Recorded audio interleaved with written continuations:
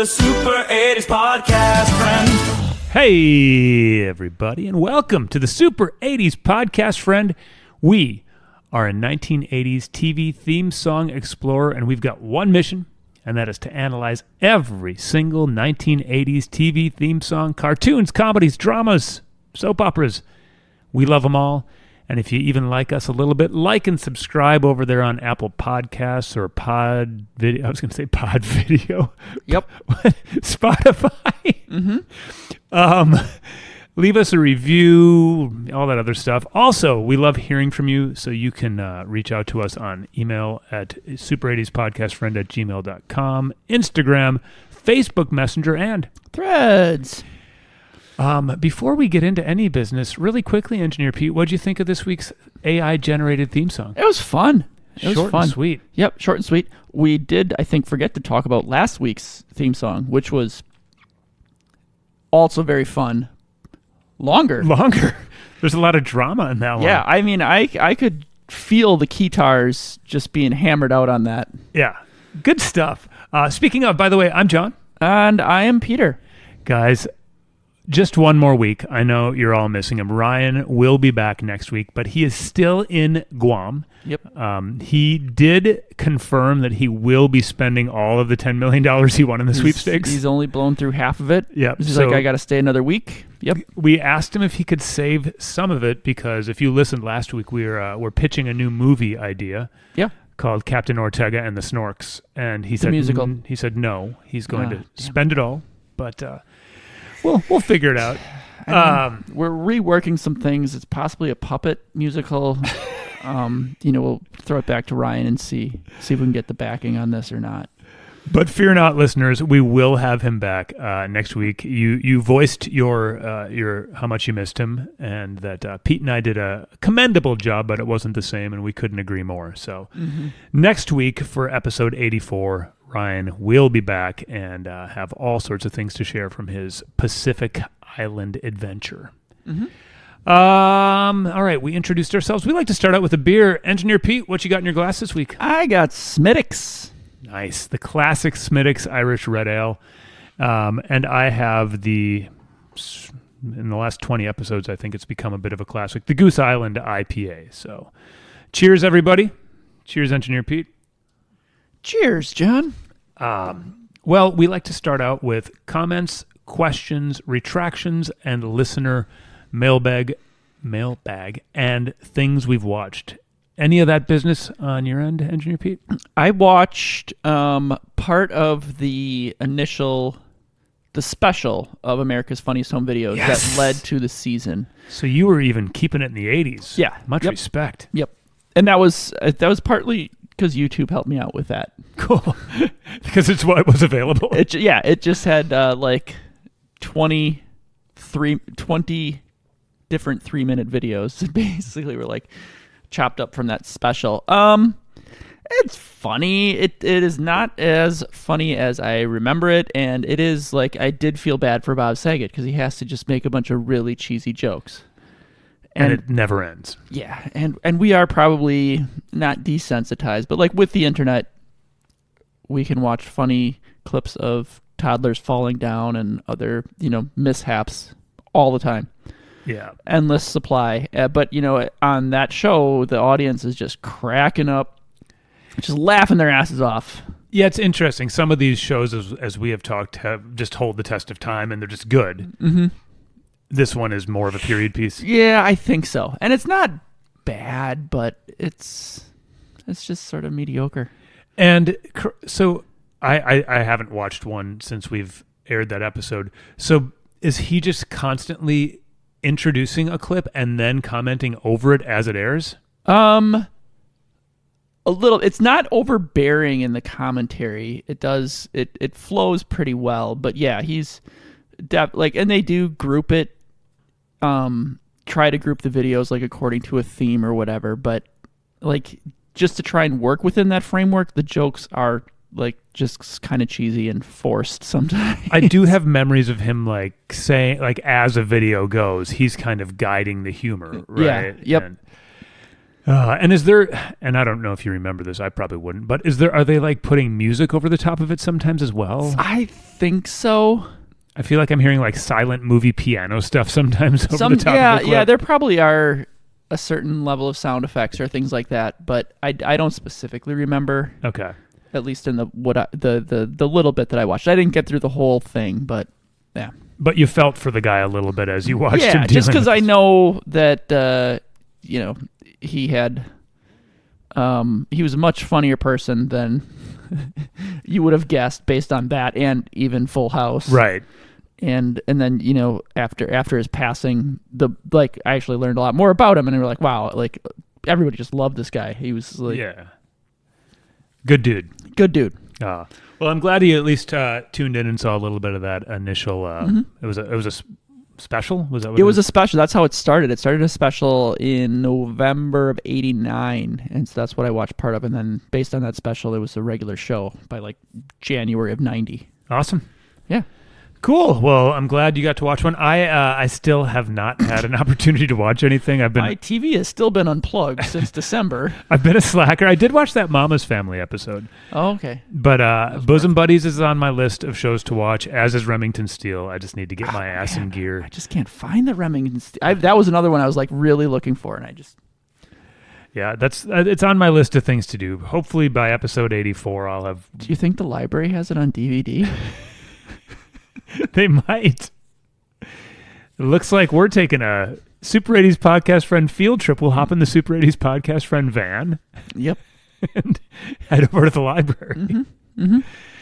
Oh, my goodness. Well, hey, listeners, when you are flowing here to Wisconsin, we will drive you all over the place in our Super 80s Podcast Friend van. Doesn't have seats in the back, but... You just roll around. It'll be great.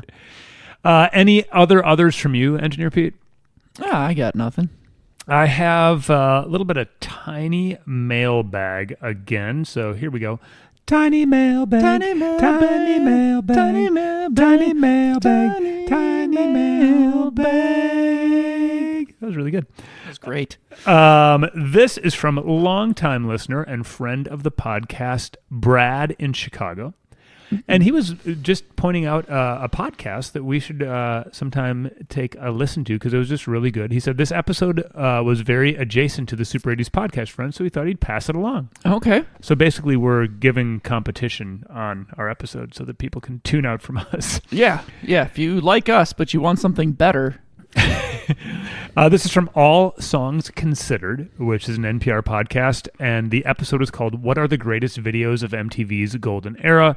And it kind of goes through a list of the top 20 videos where they kind of pick them apart, as Brad says, in a way that we sort of do. So the good news is that Brad is just recommending one episode, not them subscribing to a whole new thing. Okay. So I plan on giving that a listen this week, but that is All Songs Considered. Oh, All Songs Considered is the show. The show. And the episode is one episode was just about 80s it's music videos, but he said it felt like something that would hit with us. So sure. So thank you for sharing that, Brad from Chicago. We appreciate that. Second thing I wanted to do was give a shout out to some of our listenership. Just because we've had different parts of the country and the world doing some binging of the Super 80s Podcast Friend. Nice. And first off, we appreciate that anybody listens to us at all. And if you're not from one of these states we mentioned, it's not that we don't love you. But we've had a bunch of listeners recently from the state of Colorado. It is our number one listened to state in the last month. Thanks, Colorado. Check this out, Engineer Pete. As you guys know, we're Wisconsinites. Wisconsin isn't even in the top 3. It's the 4th state in our listenership. We've been rejected by our own people. Colorado, New York State, which has been always showing the love. Yeah. North Carolina in the 3 spots. So thank you there. Also, just honorable mention, our home state of Wisconsin, Illinois, Ohio, California, South Carolina, Texas, Minnesota, Michigan, New Jersey, and Florida. We're having a tough time breaking into the West Coast. We are, yeah. We do have a faithful listenership in California, but that's it. We've got so thanks, but hey, wherever you're listening from, and 2 of my sisters live on the West Coast. Come on, we have 0. There's no Oregon or Washington. Oregon or Washington is there? There is. Yeah, no, they're not listening. They're not listening. No, we've got Utah. We've got on the right. West Coast. I'm just taking a really quick peek. That's about it. Yeah. Okay. And then for our international listeners, just a quick shout out as well. There we go. Canadian, United Kingdom, Austrian, Finnish, and India listeners. Holy shit! Wow. And we had 2 Thank listeners from Guernsey. Didn't even know. Yeah, me either. So Welcome. welcome to the podcast, and thanks for listening. So I wanted to throw that out there. And then just a quick comment on our Bosom Buddies episode. Oh. Just bouncing around. A little on the- feedback on the. This is just a comment from longtime listener Tom, who wrote yes! Exclamation point. And he was talking to a friend at work who were super excited about this. He just pointed out Peter Scolari, underrated, popped up on a lot of shows. He was a mayor on a show called Gotham. He was on Blue Bloods, and he just wanted to give a little love to Peter Scolari. Yeah.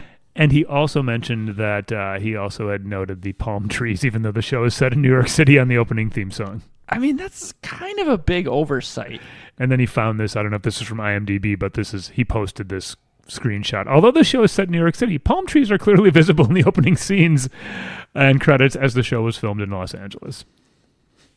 So there we have it. That was our tiny mailbag, Engineer Pete's recap of AFE.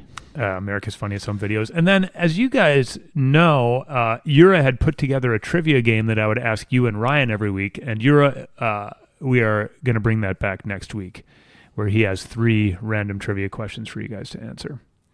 But Because I will get them wrong. yeah, And we need Brian here to at least have a chance. exactly. So next week we'll bring back Yura's trivia. I think that is it. I'm just trying to think. Our last episode was Snorks. The episode before that was Bosom Buddies, and before that was America's Funniest. So yeah. Okay. All right. Well, we got all that out of the way. We got beers in hand. There's only one thing left to do, and that's to wake up our old pal Conky. Conky!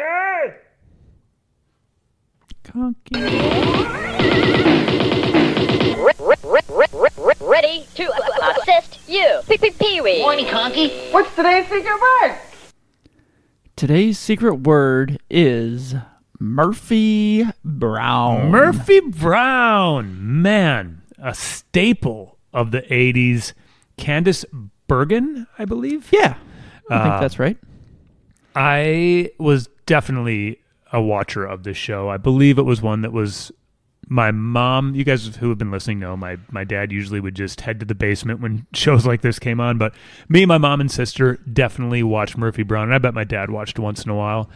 I definitely remember enjoying the show, finding it to be funny, sort of an ensemble cast who were pretty cool. Pete? Yeah. Remember watching it. I mean, I don't remember a whole lot. It was about a news show or something. Yep. I remember her, and I've roughly can picture some of the cast in my head, but I don't. I feel like there was an uptight, maybe relatively short, we'll say 35 to 40-year-old guy with glasses. Yeah, that sounds. Who might have been like the manager, or you know what I mean. I don't know what Yeah. you call it in a newsroom, but Yeah. And then I remember there was like an older guy who was kind of phoning it in. Like Yeah. he probably had the good voice for broadcasting. Sure. And then maybe a younger blonde. I could be wrong on that one, but Right. No, that's some good. That's more than I've got. So yeah, I remember From my the memory. little high-strung guy, the chill old man, maybe a hot younger blonde, and of course Murphy. Mm-hmm. I think, was this like a 10 p.m. to 10:30, that type of nightly news thing? Maybe we'll find out in a bit. I don't know the exact. No, I don't know. But I remember it was incredibly popular as well. Like, not only do I remember the show, but I know that it was a big deal. Maybe not Cheers level, but it was like, I would assume a very high rated and high in their weekly rankings. I'm guessing NBC, but I got nothing to back that on. Yeah, I don't know. You and Ryan can always like cough up networks that show we're on. I'm like, no idea. But this was a show. I'm going to guess it was on for a pretty long ass time because I think it was pretty well received. Mm-hmm. Other memory. I'll tell you one memory that. So the 1982 movie Gandhi with Ben Kingsley. It's about Gandhi's life. Yeah. Murphy Brown Candice Bergen has a small role in that movie, and I saw Murphy Brown before I saw the movie Gandhi. So the first time I saw the movie Gandhi, I was like, "Hey, it's Murphy Brown." She played a reporter a photographer for Life magazine, and she's interviewing Gandhi while he's in prison. Okay. And so there's Candice Bergen. Also in that scene is Cliff Clavin. He drives the Jeep that brings her to the jail to interview Gandhi. Is he wearing his post office uniform? Oh, that would be great. But it's actually not his voice. They did like an overdub on his voice. I don't know if it's just bad recording, but I would really just love to see that scene with his Cliff Clavin goofy voice. We should maybe we can pull it up actually before we're done today. I think we can. Other Gandhi references, sure. Martin Sheen is in it, as is the guy who played Vernon Dursley in the Harry Potter movies. Wow. Wait, when did you watch Gandhi? Just very recently? Because you're pulling out a lot of facts here. It was pretty recent. And what brought that on? Work. Okay. Gandhi. All right. Any other memories? That's all I've got on Gandhi. All right. I think we did what we needed to do. As I was talking right now, Conky came on over, and he had a little weird idea. He put a bunch of his truth serum and beer in a paint roller and just rubbed it all on top of Pete's head. Sure. And Pete is now an expert on all things Murphy Brown. Expert might be a stretch, but I got some facts and information. CBS sitcom. All right. Aired from November of 88 to May of 98. That's 10 seasons. Wowzers. 247 episodes. That's the original run. It was revived in January of 2018 for an additional 1 season, 13 episodes. Really? Yes. And I think it was a little bit in response to the politics of that time. Interesting. So a 2018 revival. Yeah. Okay. Mm-hmm. So we've got Murphy Brown is I think the pilot or the first episode is her like coming back from rehab. So she's a recovering alcoholic, investigative journalist for a show called FYI. So kind of like a Nightline type thing, or 60 Minutes? Yeah, I think so. Okay. Interesting facts about Candice Bergen. Her mom is a former model. Her dad was a well-known ventriloquist, comedian, and actor. And she was the first female to host SNL. Really? Yeah. And then there's the anchor is Jim, is a veteran news anchor on the show. That's the Ted Koppel type guy. Like the gray-haired kinda. Yes, I think so. Yeah. And then Frank is an investigative reporter, and Corky is the blonde. That's Faith Ford. Yep. Plays Corky Sherwood, former Miss America turned lifestyle reporter. There we go. The short guy, you were pretty dead on with that. That character's name is Miles Silverberg. He's the executive producer. Yeah. High strung. Yep. And then her house painter, and I kind of remember this, but I didn't remember it before Conky zapped it into me. But her house painter, like she's constantly getting her house like remodeled and repainted. And he is sort of like a philosopher confidant, like giving her advice. What does he look like? Oh, what's the character? I want to say he's got like, if you just picture, he's got white painter overalls on for sure. Yeah, I have to look. But that's not to say it's a worn out sort of trope, but yes, where you've got like the blue is. collar. The wise old person that does, some sort of blue collar job, but like is very classic, right? Yep. Chris in the Morning from Northern Exposure. Yep. And then there was also Phil, the owner of Phil's Bar and Grill, where the team hangs out. Now I got to look this up because this is a show I'm really excited to watch. Pat Corley is the actor that played Phil. On the show, Connie Chung, Katie Couric, Joan London, and Walter Cronkite all made cameos, basically playing themselves as rivals of Murphy. You know, like Oh, that's cool. For whatever- Cronkite, Connie, and who? Katie Couric, Joan London. Damn. Yeah, because all the newscasters just hung out at the same bar. With Pat. Yeah. Or Phil. Phil. Pat was his real name. All right. Phil was the character's name. There's a running gag on the show that she was unable to keep a secretary. So over the course of the show, she had 93 different assistants. I love that, including Michael Richards, Kramer. Michael Richards was one of them. Bette Midler played one. Sally Field played one. Yeah. Some people we've had on this show. I mean, not had on, but you know. Not our guests. They've not been in your house. Wouldn't that be great I if don't Bette think- Midler would come over? Yeah, I guess. Man. And then you'd be like, I've got your comedy tape. Yeah, we talk about it. It'd be great. Then we talk about Down and Out in Beverly Hills. Yeah, she'd shake her head and leave. In 92, Dan Quayle kind of famously criticized the show, like in a speech, criticizing Murphy Brown for choosing to be a single mother, although I don't know what his better alternative would have been. She should have aborted, because it seems like both of those things would have gotten criticism from Dan Quayle. But either way, that got a lot of attention at the time. And the plot line was basically the baby daddy was a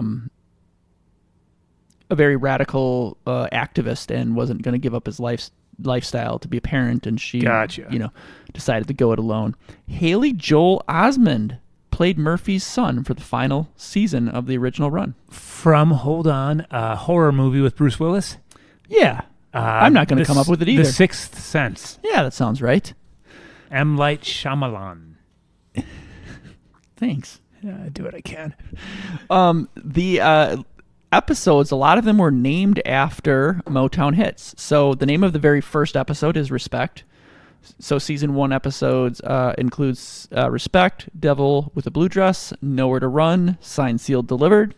So they were forking out publishing rights for good music. And I think, they didn't have, I think a lot of their, in place of the theme song, which actually makes our job a lot harder on this one, is they used Motown hits for their opening sequence a lot of times. Damn. Later, created massive problems for like releasing it on DVD or streaming. Unbelievably massive. Yeah, we've talked about this with 90210 on this show. Yes, and they just use shitty stock music to get around that. I don't know if Murphy had the same answer. Options. Yeah. So there is a theme song written by Steve Dorff, which is Dorff on Golf? Yeah, that's the one.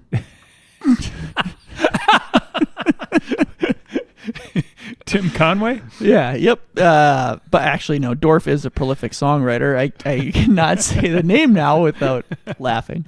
Dorff on Golf is a prolific songwriter whose work has been recorded by artists such as Aaron Neville, Barbra Streisand, Celine Dion, Cher, Dolly Parton, Smokey Robinson, just to name a few. Does Aaron Neville sing, I don't know much, Yeah, that's I the know one. I love you? Yeah, I don't think Dorff wrote that one, though. His TV work includes Murder, She Wrote, Reba, Ooh. Major Dad, Growing Pains, Spencer for Hire, Alien Nation. So, again, similar to last week when we were talking about Hoyt, some studs and some duds. Yeah, all over the map. Dorff on Golf. Dorff. So that's what I've got on the Murphy Brown theme. Couple things. I love that you brought up the secretary role because I had completely forgotten about that, and that was just a fun, almost like the But immediately remembered Michael Richards being one. It's almost and it's like the Simpsons with the chalkboard and how they land on the couch. I like when shows have a recurring thing that takes 1 second, but it's super cool. Mm-hmm. And I think in an era before spoilers were common, for listeners or viewers, like to see who the hell is going to be at the desk was kind of cool. Yeah. Like that's all of a sudden you see Bette Midler as her secretary. That's pretty awesome. Yes.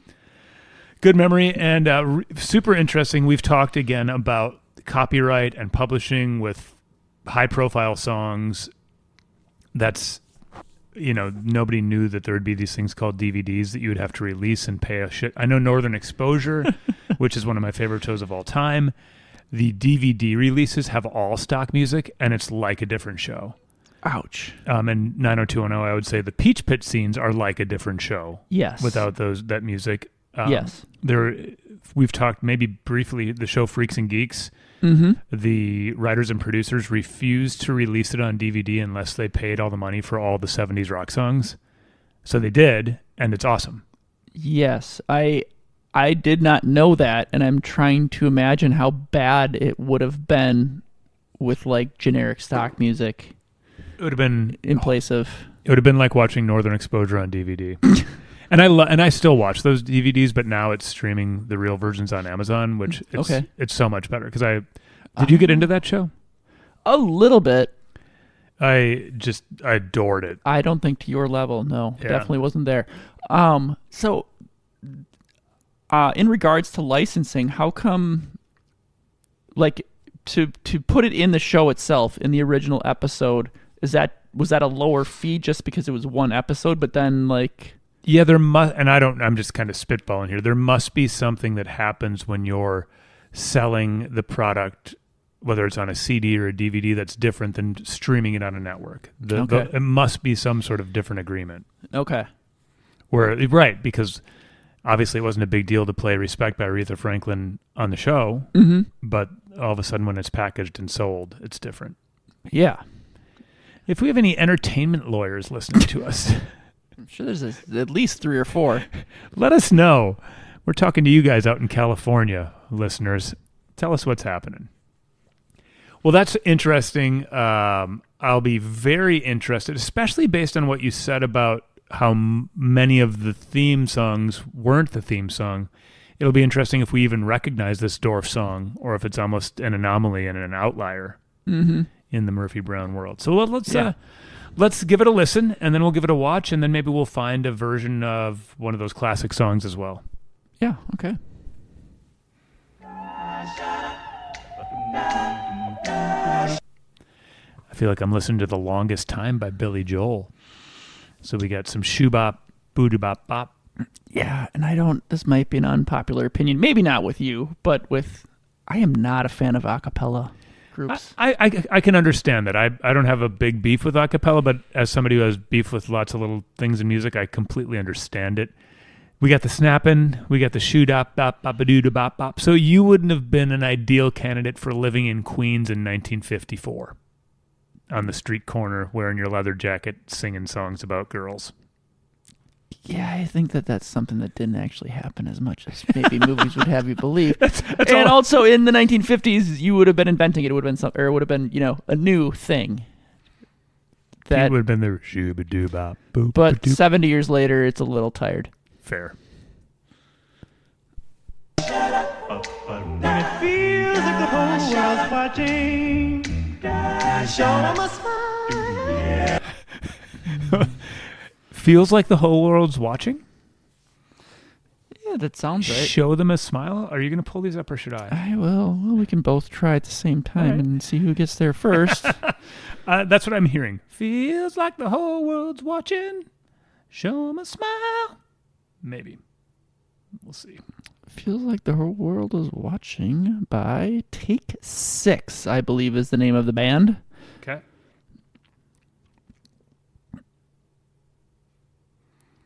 We're fine. We are just sucking it up right now. When it feels like the whole world's watching, show 'em some style. I think it's safe to say it was Show 'em a Smile, and now the second versus Show 'em some style. I would say the first 5 seconds I liked, and then it took a steep decline afterward. And if you don't mind backing it up, I want to try to pin why I started to dislike it. Okay, let me just back this up. This is why we need Ryan back from Guam, because he was much quicker on the lyrics. He was. It's amazing, those thumbs of his. The whole world's watching. Show 'em a smile. So far, so good. Feels like the whole world's watching. Show them some style. Nope. You're in the spotlight. Oh, man. We're in the spotlight? Yeah, absolutely we are. Okay. So we got this whole boom, boom, boom, boom, boom thing going on. All right. Show what you've got right now. But it feels like the whole world's watching. The lead guy, not feeling it. Yeah. I don't mind the, Bobby McFerrin crew in the back. So, Yeah. We should do a little acapella some episode for the theme. No. That was the fastest no ever. All You right. can just you can do it. No, we'll leave it to AI. You can use your recording equipment and just Would you overdub snap? 5 versions of yourself Make it really bad. singing a song. All right. What else we got here?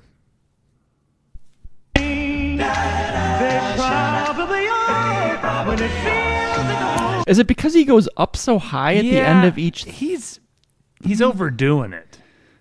But isn't that kind of part of what people in that genre? Well, yes, they don't necessarily have to, but he definitely seems like he's showboating a little bit. Yeah. Oh, he's definitely giving her. And I'm not here for your showboating. Nope. world's watching. Be a star. Set eyes upon you. Act like you own the town. Okay. With eyes upon you, act like you own the town, maybe? Okay. Yeah.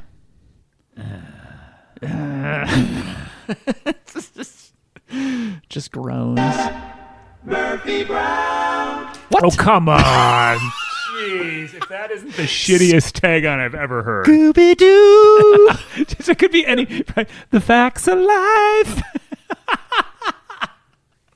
Snorks. Spencer for hire! Oh, that should be every TV theme song for every show. It would make our job a lot easier. Every week we just come back to this jack off. Just like the whole world's watching. Moonlighting! Mama's family. It works. It works. Oh, what a dumb ending. That was great. Holy shit. Dumb ending to an otherwise perfect song. Oh yeah, that was a winner. Let's there's no way that visually it can be any worse. So let's Buckle up. let's give it a look see, shall we? Could you full screen that, Conky? Yep. Okay, so Feels like the whole world's watching. so it starts out with very much a news-looking logo. It's on the bottom of the screen. There's like a Yes. red and black bar, and it says Murphy Brown in all caps, white letters with kind of a black shadow. So it looks like it could be 60 Minutes or Nightline or Yeah. so it's feeling that vibe. Show 'em a smile. What the hell's going on here? And so we've got Oh, a boy. Oh, hold artist on. hand. Good Lord. What? There was another show that we had that started with an artist hand's drawing. Was Facts of or Family Ties? Yeah, and maybe because Ryan kept saying that dumb hand. They get that big fat dumb hand out of there. Family Ties. Oh, because Family Ties was like draw. It would show the photograph, and then the hand was drawing it. Right? Is that what? Yes. Good Okay. good recall. So this is like when you'd go to Six Flags Great America. and have them do the drawing of you. Yeah. This looks horrible. If I were This Candace caricature Bergen, looks awful so far. it looks like a really poorly drawn, ugly version of Candace. You're in the spotlight. Show what you've got right What on earth? I mean, her hair is maybe her hair might be the only accurate part. So it's showing the credits on the bottom, and it's this big dumb hand drawing a really unattractive version of Candace Bergen, who's a cute lady. And it's really not doing much justice to poor Candace. I Yeah. can't believe this got greenlit. Yeah. Oh my god. They probably are. When it What is happening? feels worth watching. Is that her neck? Yes. Jesus, this thing is awful. And I feel like the song gets worse with this, and it wasn't good to begin with, but this intro is making the song even more annoying because this drawing is so bad. Yeah. Her nose has a plateau. If we can go back to that neck too, man, is it just old chicken skin? Yeah, it's a not toothpick good. of a neck there. I can't even tell what the hell's going on down at the lower part. Murphy Brown. Wait, what show am I watching? Well, Wow, that was a big turd. that was a huge turd sandwich. Do you want to vote? I feel like I need to flush this out of my system. So can we vote, and then we let's can just look a little. vote. Okay. So we are. That just really threw me off. Everything about that. Hold on. It's just you need to recalibrate there. So the question that we need to ask is Murphy Brown's theme song on our Wall of Fame or Wall of Shame. Majority rules. So Ryan may or may not be needed for this. Engineer Pete? I'm trying to be fair because I and put aside just the fact that I don't like acapella that much. I don't think it was a total pile of shit, but it was enough of one that I'm gonna give it a Michelle. You're in big trouble, mister. Yeah, that's fair. And you as a non-acapella guy. Now, I don't really mind acapella. You can give me some Dion and the Belmonts or some, Innocent Man era Billy Joel. And I also give this a big old thumbs down. That sucked. You're in big trouble, mister. Yeah, that was, I did not enjoy that. So we'll wait till Ryan returns from Guam, penniless and sunburned, to find out if this is in fact a big fart. Yeah, so Ryan's needed for both of these votes, which is interesting.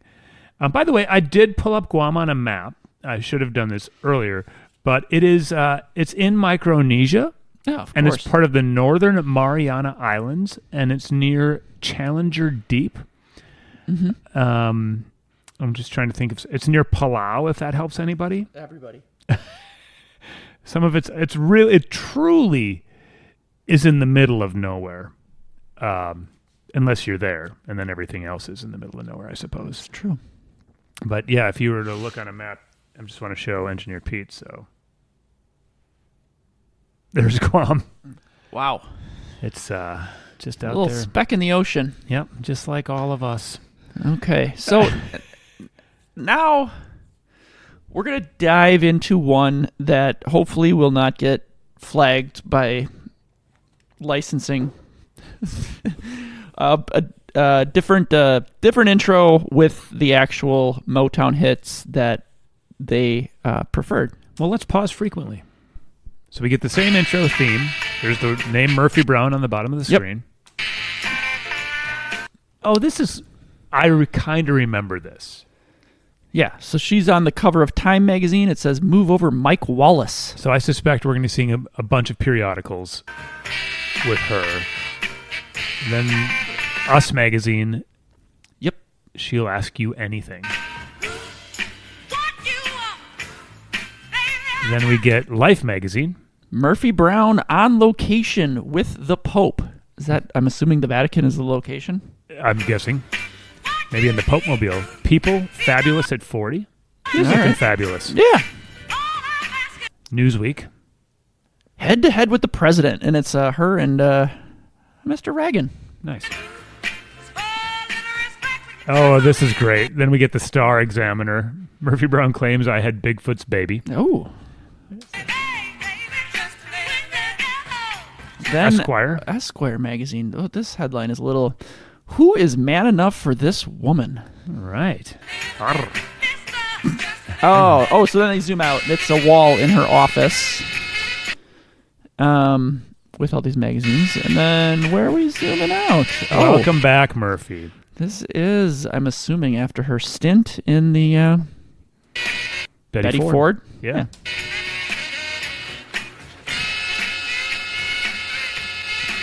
So this must be episode 1, season 1. This could be like the very, very original intro. So I feel like it was a show that you went straight into dialoguing from the intro. Yeah, I would guess Kinda so. cool. Yeah. Well, there you have it. That's much more enjoyable Yes, I would agree. than Shooby Dooby Dooby, Sha-la-la-la. Mm-hmm. All right. Well, I'm glad that was a bit of a Palate cleanser. absolutely. Yes, I needed Much that. needed. Much needed palate cleanser after that first one. After that turd sandwich. That was a turd sandwich. Well, holy smokes. I say this relatively frequently, but I'm really, really excited to watch some Murphy Brown. And I plan on doing it tomorrow. Good. Lunch break at work. See ya, coworkers. Watching some Murphy Brown. I'm sitting with a laptop in front of myself and watching Murphy Brown. All right. Engineer Pete, do you have any others here for episode, I almost said 43, 83 of the Super 80s podcast? I got nothing. Either. Ryan, as we speak, is on a steamer ship. He spent so much money that they had to get rid of their plane tickets, and they're washing dishes on a ship, but they're on their way back. Sweet. He'll be back in the grand state of Wisconsin in no time and ready to kick it with us for episode 84. We're going to hang up a welcome back Ryan sign just like they did on Murphy Brown. Yep. It's going to be great. Mm-hmm. Well, until then, thank you so much for listening to the Super 80s podcast, friend. I am John. And I'm Peter. And next week we'll have Ryan. The Super 80s podcast, friend, where the towels are hers and Murphy Brown.